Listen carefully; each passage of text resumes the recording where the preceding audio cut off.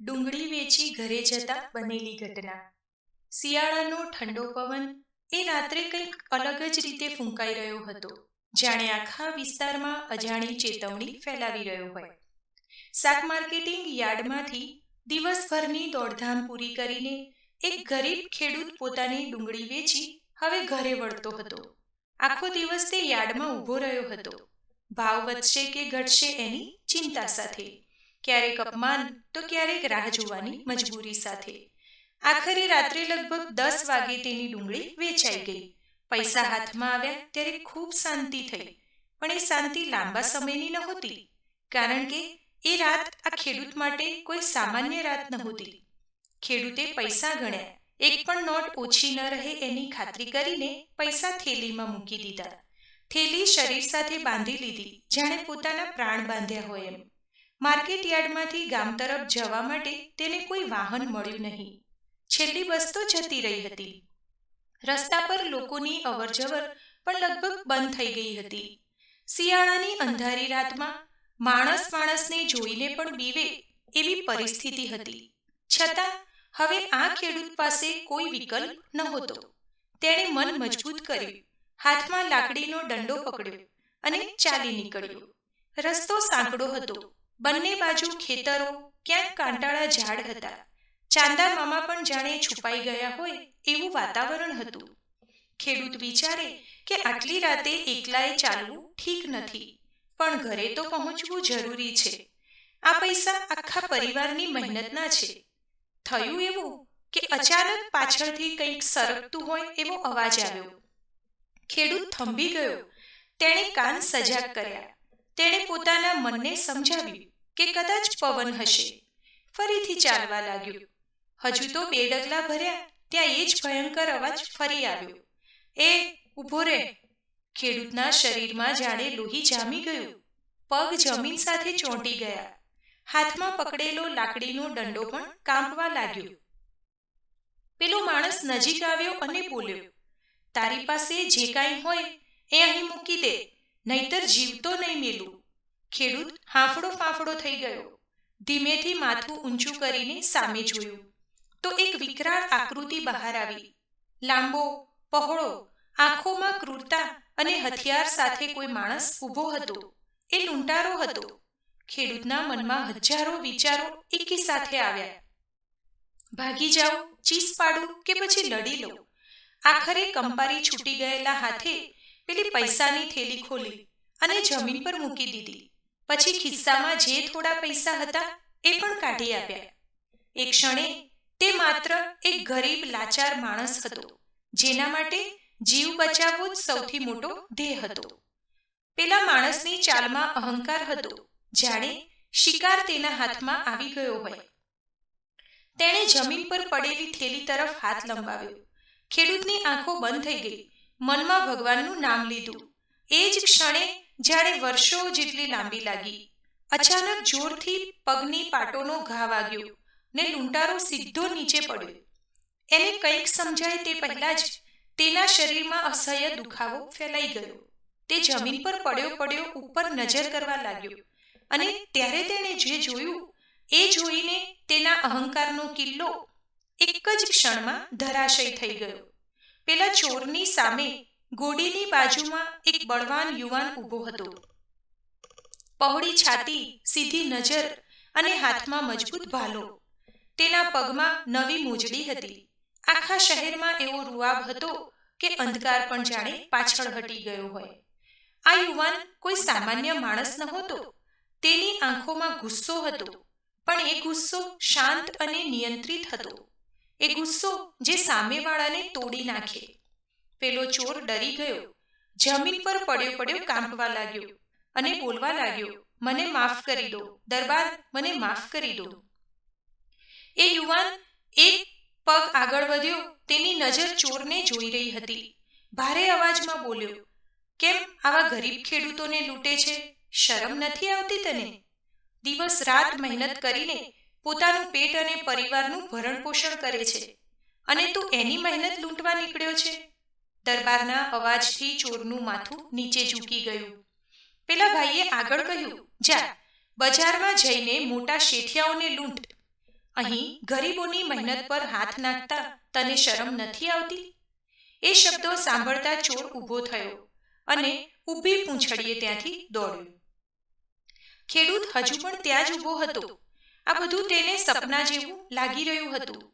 તેણે ધીમે ધીમે પેલી પૈસાની થેલી ઉઠાવી, ફરી પાછી અંદર મૂકી, પેલા દરબાર તરફ જોયું. આંખોમાં આંસુ આવી ગયા. હાથ જોડીને આભાર માનવા મોઢું ખોલ્યું, પણ શબ્દો બહાર ન આવી શક્યા. એ સમયે પેલા ભાઈએ શાંત અવાજમાં કહ્યું, રાત બહુ થઈ ગઈ છે. એકલો જઈશ તો ફરી મુશ્કેલીમાં પડીશ. ચાલ, હું તને તારા ગામ સુધી મૂકી જાઉં. શિયાળાની ઠંડી હવે હાડકા સુધી ઉતરતી હતી અને પવનના સુસવાટા આ સન્નાટાને વધુ તીખા બનાવી રહ્યા હતા. ખેડૂત દરબારની બાજુમાં ચાલતો હતો, પણ હવે એના પગમાં પહેલા જેવી લચક નહોતી. થોડા સમય પહેલા જે મૃત્યુનો ભય છાતીમાં દબાણ કરી રહ્યો હતો એ હવે ઓછો થયો હતો, પણ એક અજાણ્યો સંકોચ હજુ પણ હતો. તે વારંવાર પેલા ભાઈ તરફ નજર નાખતો. રસ્તાની બંને બાજુ ફેલાયેલા ખેતરોમાં ડુંગળીના સૂકા પાંદડા પવનમાં સરસરાટ કરતા હતા અને ક્યારેક કૂતરાના રડવાના અવાજ પણ સંભળાતા હતા. ધીમેથી આ ખેડૂત બોલ્યો, ભાઈ, તમારો ખૂબ ખૂબ આભાર. તમારો આ ઉપકાર મારી ઉપર હંમેશા રહેશે. પેલા ભાઈએ ઘોડી ધીમે કરી અને બોલ્યા, તું જીવતો છે ને, એ જ મોટો ઉપકાર છે. બાકી બધું તો ભગવાનની મરજી. પેલા ભાઈના શબ્દોમાં નમ્રતા નહોતી, પણ અહંકાર પણ નહોતો. ખેડૂત ચૂપ થઈ ગયો. થોડા પગલા પછી દરબારે ફરી પૂછ્યું, તું આ રસ્તે રોજ ચાલે છે? ખેડૂતે ના પાડી. ના, આજે જ મોડું થઈ ગયું. ડુંગળી વેચવામાં સમય લાગી ગયો. થોડું આગળ જતા રસ્તો બે ભાગે વહેંચાતો હતો. એક બાજુ સીધો રસ્તો ગામ તરફ જતો હતો અને બીજી બાજુ જંગલ તરફ સાંકડો રસ્તો હતો. દરબારે ઘોડી થંભાવી. તેણે નજર આસપાસ ફેરવી. અંધકારમાં બધું શાંત હતું, પણ એ શાંતિમાં કંઈક દબાયેલું લાગતું હતું. દરબારે ખેડૂત તરફ જોઈને કહ્યું, આ વિસ્તાર ચોર માટે જાણીતો છે. આજે એક ગયો, પણ બધા એવા ડરપોક નથી હોતા. ખેડૂતના શરીરમાં ફરીથી કંપન થયું. હવે તો તમે સાથે છો ને દરબાર? એ આશાભરી નજરે બોલ્યો. દરબારે હળવું પણ ઘમંડી હાસ્ય કર્યું. હું એકલો પણ પૂરતો છું. એ શબ્દોમાં એવો આત્મવિશ્વાસ હતો કે રાત પણ જાણે થોડી પાછળ હટી ગઈ. ખેડૂત પેલી પૈસાની થેલીને ચુસ્ત રીતે પકડી રાખતો હતો. થોડીવાર પછી ખેડૂતે હિંમતથી પૂછ્યું, દરબાર, તમે આ રસ્તે આટલી રાત્રે ક્યાં જઈ રહ્યા હતા? પેલા ભાઈ બોલ્યા, જ્યાં અન્યાય થાય ત્યાં પહોંચવું એ મારો રસ્તો છે. આટલું કહીને એ શાંત થઈ ગયા. ખેડૂતને સમજાઈ ગયું કે આ માણસને વધારે પૂછવું યોગ્ય નથી. પણ ખેડૂત સમજી ચોક્કસ ગયો કે આ કોઈ સામાન્ય મુસાફર નથી. થોડા આગળ જતા ઘોડી થોડી બેચેન થઈ. તેણે પગ અટકાવ્યા. આ બધું જોઈને ખેડૂતને ફરીથી ભય લાગ્યો. એને લાગ્યું કે જાણે કોઈ તેમને જોઈ રહ્યું હોય. પેલા દરબારે કહ્યું, ડરીશ નહીં, પણ સજાગ રહેજે. આ શબ્દો એક આદેશ હતો. થોડી દૂર જતા ખેડૂતનું ગામ દેખાવા લાગ્યું. ગામની દીવાની ઝાંખી રોશની અંધકારમાં ટમટમ કરતી હતી. ખેડૂતના મનમાં રાહતની લાગણી છવાઈ. તેણે ઊંડો શ્વાસ લીધો અને કહ્યું, ભાઈ, મારું ગામ આવી ગયું.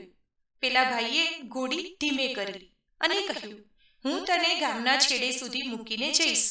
રાત હજી પૂરી નથી થઈ. જેમ જેમ તેઓ ગામના નજીક પહોંચતા ગયા, તેમ ખેડૂતના મનમાં અજીબ સંકોચ વધતો ગયો. એ વિચારતો હતો કે આ અજાણ્યા દરબારનો ઉપકાર કેવી રીતે ચૂકવવો. એ સમયે પેલા ભાઈએ ફરી એકવાર ખેડૂતની તરફ નજર કરી. આજે જે બન્યું એ કોઈને કહેવાની જરૂર નથી.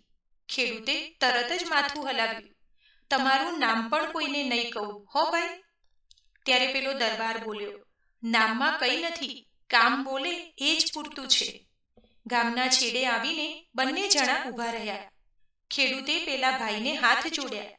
આંખોમાં આભાર, ભય અને અચંબો ત્રણેય ભાવ ભરેલા હતા. દરબારે ઘોડીને લગામ પકડી અને અંધકાર તરફ વળતો થઈ ગયો. પણ જતા જતા એક વાત કહી જે ખેડૂતના મનમાં ગાંઠ બાંધી ગઈ. યાદ રાખજે, આ રસ્તા ઉપર હજી ઘણી રાતો બાકી છે અને દરેક રાતે દરબાર હાજર નથી હોતા. ગામના છેડે દીવાની રોશની હોવા છતાં બધું સૂનું અને અજાણ્યું લાગતું હતું.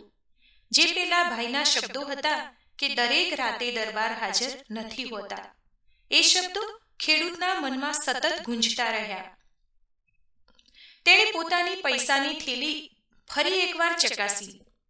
પૈસા સુરક્ષિત હતા, પણ મન હજુ અશાંત હતું. ધીમે ધીમે ગામ તરફ ચાલવા લાગ્યો. ગામમાં પ્રવેશતા જ ઓળખીતા ઘર, ઝાંખો દીવો અને ક્યાંક કે કૂતરા ભસવાના અવાજો સંભળાતા હતા. આ બધું જોઈને ખેડૂતના મનમાં થોડી રાહત થઈ. તે સીધો પોતાના ઘર તરફ વળી ગયો. ઘરના આંગણે પહોંચતા જ પત્ની બહાર આવી. તેના ચહેરા પર ચિંતા હતી, આંખોમાં રાહ જોવાનો થાક હતો. ખેડૂતને જોઈને થોડો હળવો શ્વાસ લીધો અને બોલી, આટલી રાતે કેમ આવ્યા? હું તો ડરી ગઈ હતી. ખેડૂતે ફક્ત એટલું જ કહ્યું, બજારમાં મોડું થઈ ગયું હતું. ઘરમાં પ્રવેશતા જ ખેડૂતે પેલી પૈસાની થેલી ખોલી અને પૈસા કાઢ્યા. દીવાના પીળા પ્રકાશમાં નોટો ચમકી રહી હતી. પત્નીની આંખોમાં આનંદ ઝળહળી ઉઠ્યો. ભગવાનની કૃપા, એ બોલી ઉઠી. ખેડૂતે માથું હલાવ્યું, પણ એના મનમાં ભગવાન સાથે સાથે પેલા ભાઈની છબી પણ સ્પષ્ટ ઊભી થતી હતી. એ ખાટલે પડ્યો, પણ ઊંઘ ના આવી. આંખ બંધ કરતા જ પેલા ચોરનો ચહેરો અને પછી પેલા દરબારનો દેખાવ નજર સામે આવતો હતો. આ ખેડૂતના મનમાં સતત પ્રશ્ન થતો કે મને બચાવનાર આ ભાઈ કોણ હતો? આટલી રાત્રે આ રસ્તે એ શું કરતો હશે? આવા વિચારોમાં જ ક્યારેક ઊંઘ આવી અને ક્યારેક ના આવી. સવાર પડતા જ થાકેલો લાગતો હતો, પણ મનમાં એક અજાણી ચેતના હતી. બીજા દિવસે ગામમાં વાત ફેલાવા લાગી. નજીકના ગામમાંથી આવેલા એક માણસે કહ્યું કે એ જ રસ્તે રાત્રે એક લૂંટારો બેભાન હાલતમાં મળ્યો હતો અને સવાર થતાં એ ક્યાં ગાયબ થઈ ગયો એની ખબર ના પડી. આ વાત સાંભળતા જ ખેડૂતના હૃદયમાં એક ધક્કો વાગ્યો. એણે મોઢું ચૂપ રાખ્યું, પણ આંખોમાં ડર દેખાતો હતો. ગામના કેટલાક લોકો કહેતા હતા કે છેલ્લા કેટલાક દિવસોથી એ વિસ્તારમાં કોઈ અજાણ્યો યુવાન રાત્રે ફરતો જોવા મળતો હતો. ઘોડી પર, હાથમાં ભાલો અને ચાલમાં એવો અહંકાર કે સામેવાળો નજર મિલાવવાની હિંમત ન કરે. ખેડૂતને તો આ બધું સાંભળીને અચંબો લાગ્યો. આ તો દરબાર જ હશે, એને મનમાં વિચાર્યું.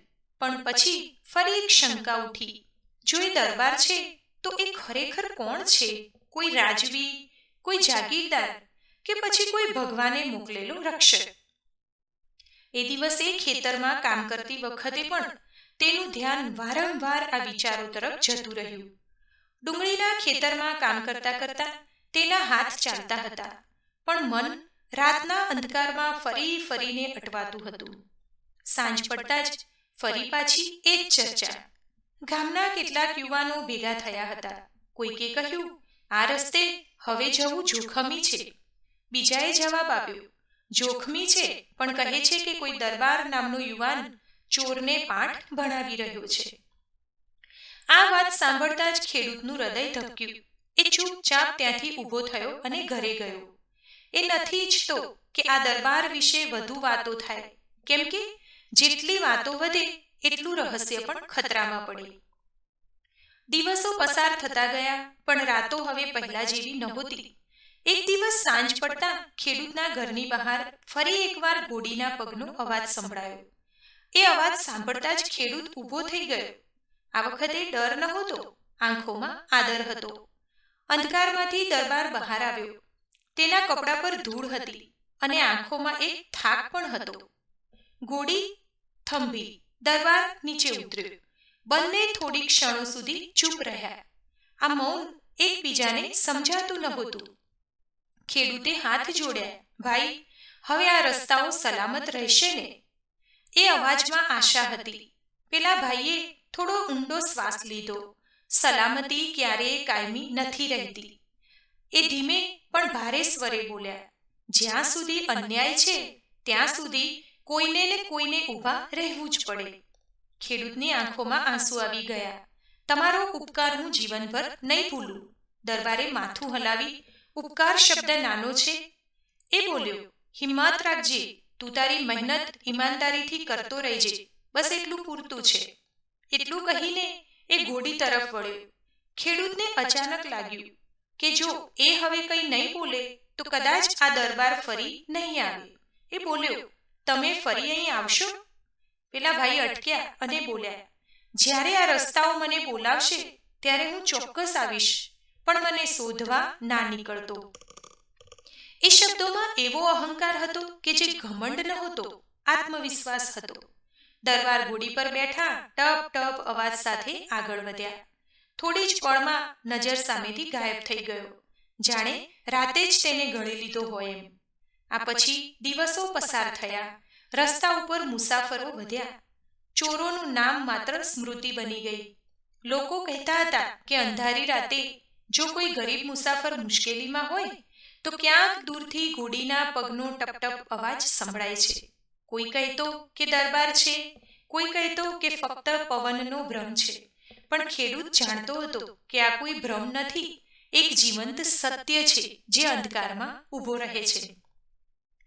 ખેડૂત હવે જ્યારે પણ રાત્રે ખેતરમાંથી પાછો આવતો ત્યારે આકાશ તરફ જોઈને મનમાં એક જ વાત બોલતો, ડર નથી. કારણ કે એને ખબર હતી કે જ્યાં અહંકાર ગરીબોને દબાવે છે ત્યાં ભગવાન કોઈને કોઈને ઊભો કરે છે.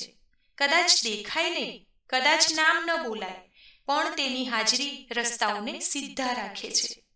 તો મિત્રો, આજનો આ વિડીયો તમને જરૂરથી પસંદ આવ્યો હશે. વિડીયો પસંદ આવ્યો હોય તો લાઈક કરજો, તમારા મિત્રો સાથે વધારેમાં વધારે શેર કરજો. ચેનલને પહેલી વખત જોઈ રહ્યા હોય તો સબસ્ક્રાઇબ કરી લેજો, જેથી નવા આવનારા તમામ વિડીયો આપને સાંભળવા મળતા રહે. ધન્યવાદ સર્વે.